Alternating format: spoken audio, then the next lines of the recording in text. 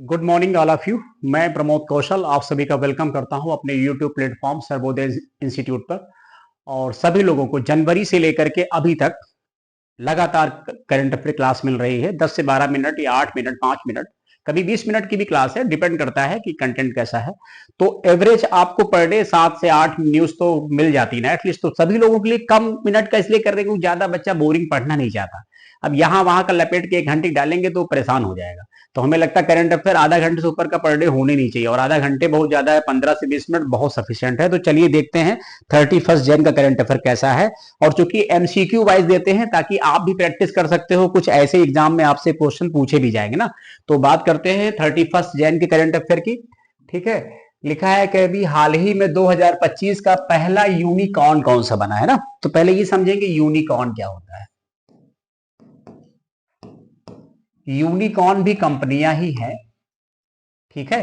तो यूनिकॉर्न का मतलब है ऐसी कंपनी जिसका बिजनेस, जिसका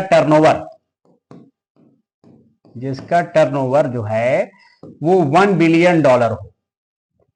$1 बिलियन, यानी आप आज के टाइम में समझिए तो नियर अबाउट कुछ जो भी डॉलर का रेट चल रहा हो 8600 करोड़ रुपए के आसपास।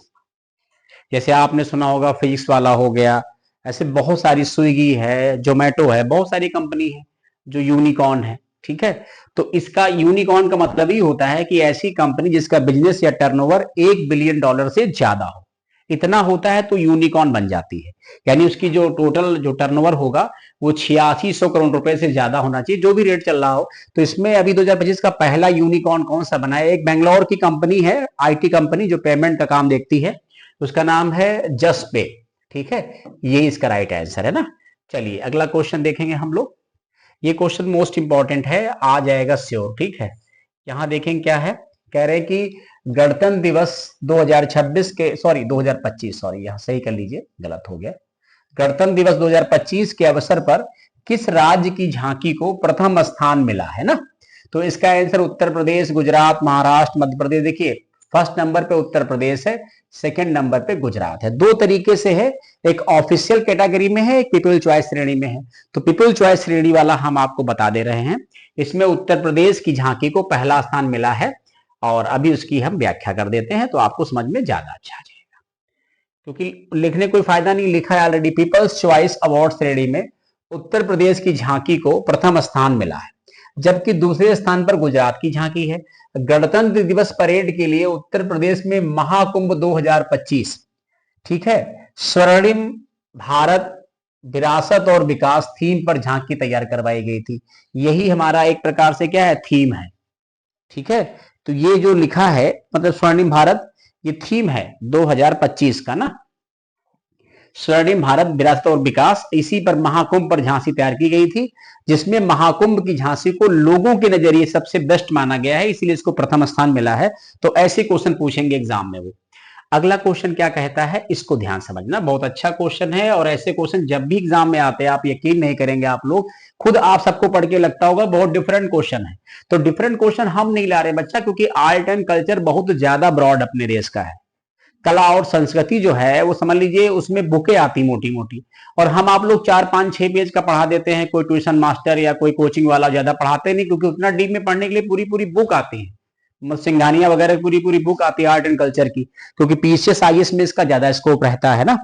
तो क्वेश्चन क्या है कि हाल ही में नागोबा जात्रा त्योहार कहां मनाया गया। ऑप्शन है तेलंगाना, केरल, तमिलनाडु, कर्नाटक। तो राइट आंसर क्या हो जाएगा, तेलंगाना। अब इसकी पढ़ेंगे व्याख्या हम लोग ना ध्यान से, थोड़ी व्याख्या लंबी है लेकिन है तो काम की बात।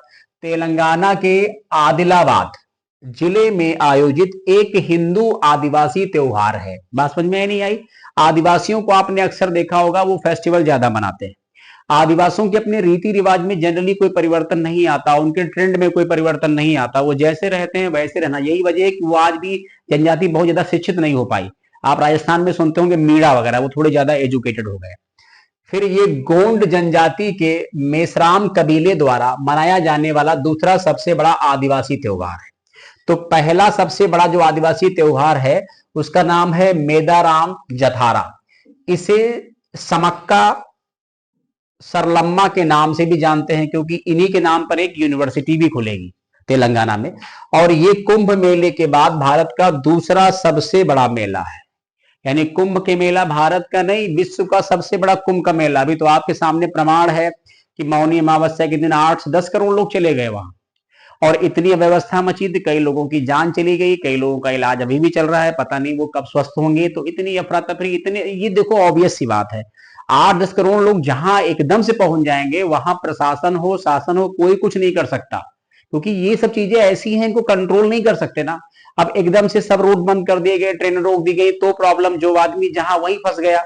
तो ये सब चीजें थोड़ा सा मैनेजमेंट सही से नहीं हो पाया कि इतने लोगों से ज्यादा एक दिन में ना बुलाओ भाई, वरना ये प्रॉब्लम हमेशा बनी रहेगी। और ये सिर्फ यही आखिरी मेला नहीं है, ऐसे भविष्य में और मेले बहुत सारे मिलेंगे जहां ऐसे हादसे होते हैं और होते रहेंगे, जब तक सही से टेक्निक या सही से हम स्ट्रेटजी नहीं बनाएंगे। कितने बड़े बड़े ऑफिसर को बैठा दो, क्या कर लेंगे वो, उसमें तो किसी की भी जान मतलब जा सकती, कोई भी XYZ हो।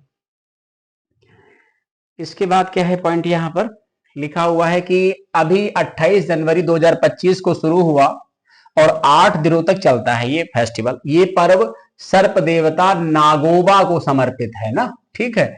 इसमें गोंड जनजातियों के गुसाड़ी नृत्य का प्रदर्शन किया जाता है। तो ध्यान रखेंगे, ये जनजातियों के क्वेश्चन अक्सर आते हैं, नृत्य से क्वेश्चन अक्सर आते हैं।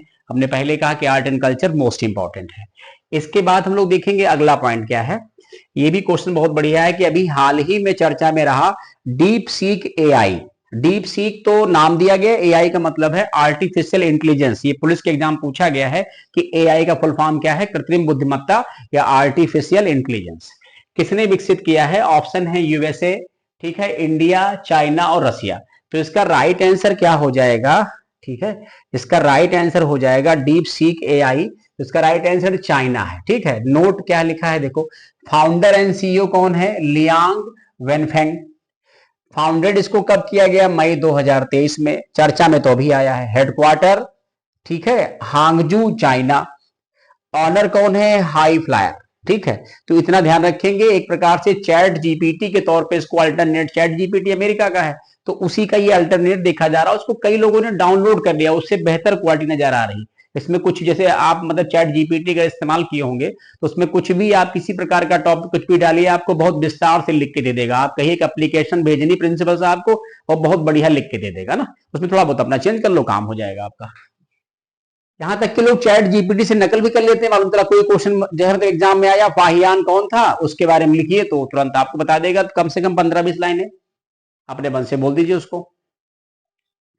इसके बाद क्या है क्वेश्चन, लिखा हुआ है कि अभी हाल ही में आईसीसी वुमेन्स चैंपियनशिप ट्रॉफी का खिताब किसने जीता है, Australia, India, England, south Africa. तो राइट आंसर ऑस्ट्रेलिया है और 3 ही बार हुआ है और तीनों बार में ऑस्ट्रेलिया जीता है।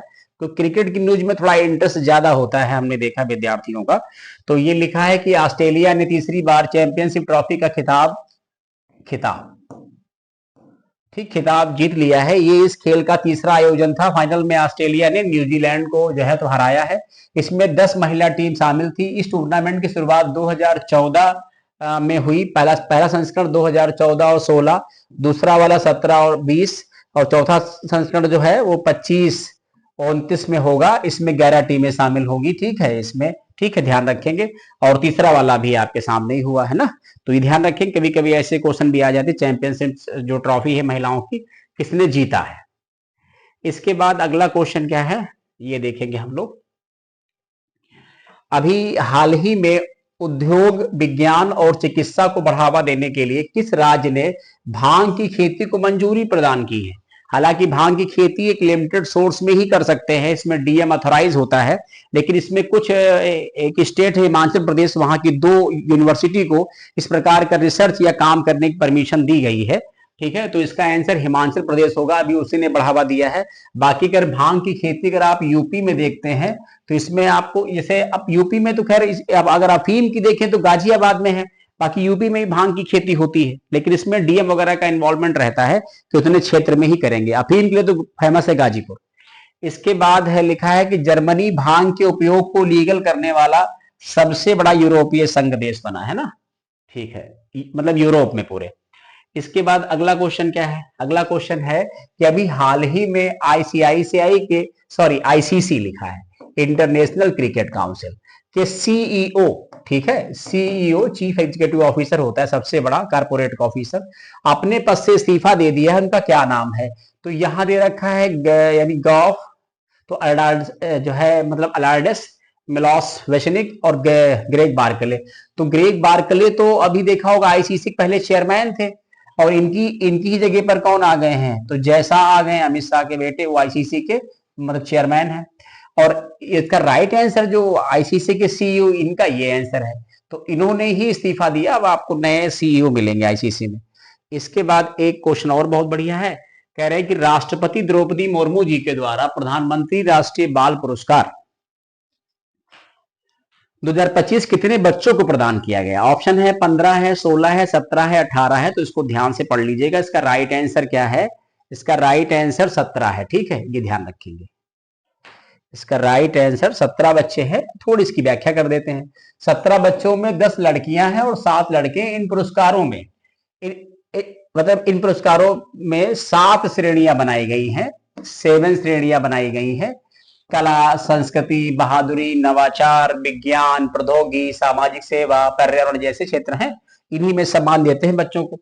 इन पुरस्कारों की स्थापना 1996 में हुई। 5 से 18 वर्ष के बच्चों को ही इसमें शामिल करते हैं, जिनका थोड़ा सा असाधारण टैलेंट हो, कुछ एक्स्ट्रा डिफरेंट कर दिया हो, कुछ ऐसा परिणाम दे दिया हो, कोई ट्रेन हादसा हो रहा हो उसमें बचाने मदद की हो, कोई बच्चा डूब रहा हो, अदम्य साहस का परिचय थोड़ा बहुत करने का रहता है।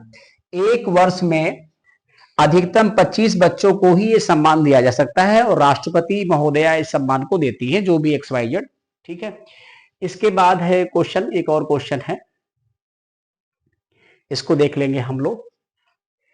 लास्ट क्वेश्चन है कि किस देश में आयोजित होने वाले एआई मतलब आर्टिफिशियल इंटेलिजेंस शिखर सम्मेलन में प्रधानमंत्री नरेंद्र मोदी को सह अध्यक्ष के लिए चुना है?